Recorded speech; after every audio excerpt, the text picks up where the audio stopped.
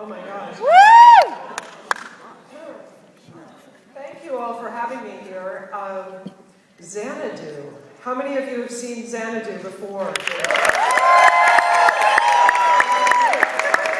not seen this movie before, which is amazing in this group, so enjoy it. Would you like to hear a couple of stories about Gene and Xanadu? I'll tell you.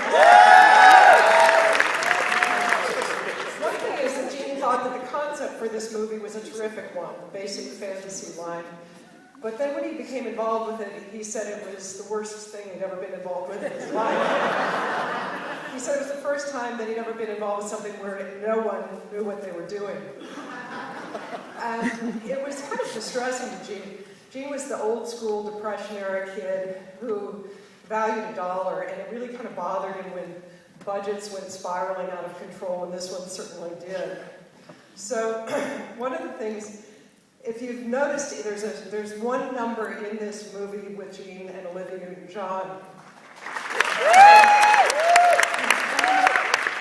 Whenever you're away from me, but when that movie was originally screened, that number was not in the movie. And the preview cards came back and they said, "Where's the number with Gene and Olivia?" But by that time, they'd already shut down the production, and Gene didn't want to come back, and they begged him to come back to do another number, and he said no way, wouldn't even answer his phone. And so finally, the producers had Gene's assistant, Kenny Ortega, make a call. And Kenny called and asked Gene about doing this number, and Gene said, "They put you up to this, didn't they, kid?" And he said, "Yeah, they did." And he said, "I'll do it on one condition. Nobody is in that room. It's just you and me and Olivia and the cameraman. No producer, no director, nobody else." So Gene choreographed it, and as many of you know, Gene always choreographed for the woman. So he choreographed it to Olivia's capabilities to make her look the best. To me, is a very charming number. I'm out of breath from doing what I did up here. I don't do that.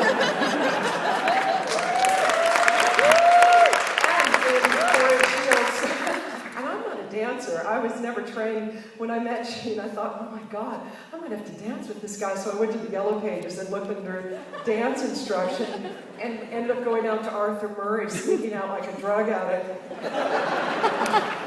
Until Kenny Ortega found out and actually said, "Oh, no, I'll put you with somebody else." So I learned how to dance, but then I realized Gene would never dance in public, so it was all for naught, except for tonight, which I damn near killed myself. Anyway, pay attention to this number, because I met Gene in 1985. This it was released in August 1980. Gene was 67 when the movie was shot. He turned 68 when it was released. And Olivia, as you all know, I'm sure, was 31 and then turned 32 soon after. So I met Gene 5 years after this, but the guy that you see on the screen looks like the guy I met. And so this is one of the hardest movies for me to see, actually, because Singing in the Rain looks like somebody else, but this is Gene as I met him. I was 26 and he was 73, so you guys can do the math. It's 46 and a half years apart.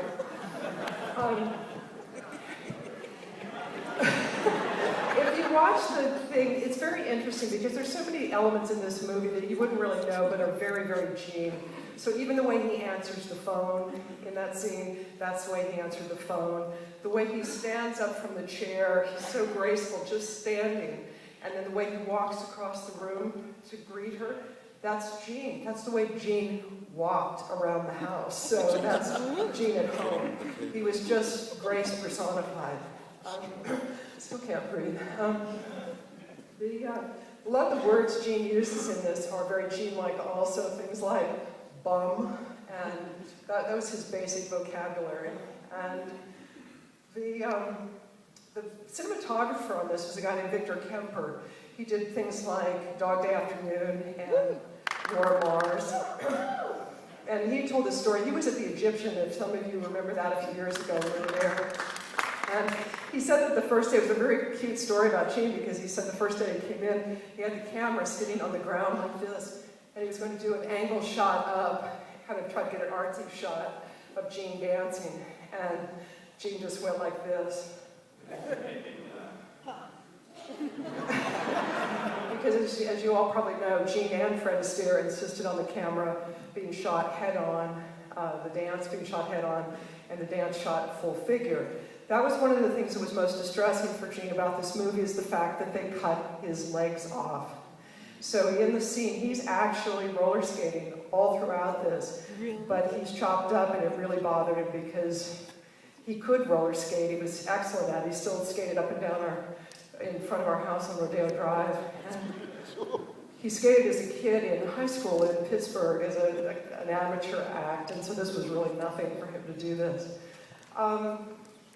Let's see, what else? Oh, the interesting thing is that Gene learned how to sing, like he would sing with Judy Garland when you stand next to one another and you belt out these songs and you'd hear one another singing, and he'd never done this kind of microphone singing. So when he sang a song with Olivia, he said we were standing there with our noses almost touching, and he said he couldn't hear her sing at all. It was that whispering into the microphone.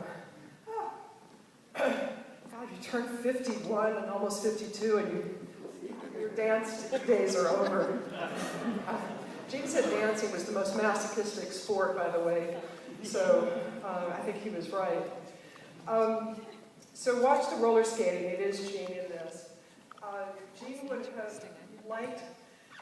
He would have liked the director's documentaries, political documentaries, Greenwald, but he didn't care for this at all. But I wonder about it. I think he didn't care for it, but I think his response now would just be that he was astounded that so many of you have found meaning in this and are attached to it and continue to come back again and again. So I think even though it wasn't his pick, I think he would still be quite pleased that you're all willing to turn out and have this degree of reverence, not only for the picture, but for Olivia and for Gene.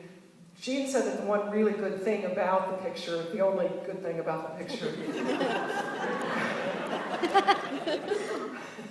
was Olivia Newton-John.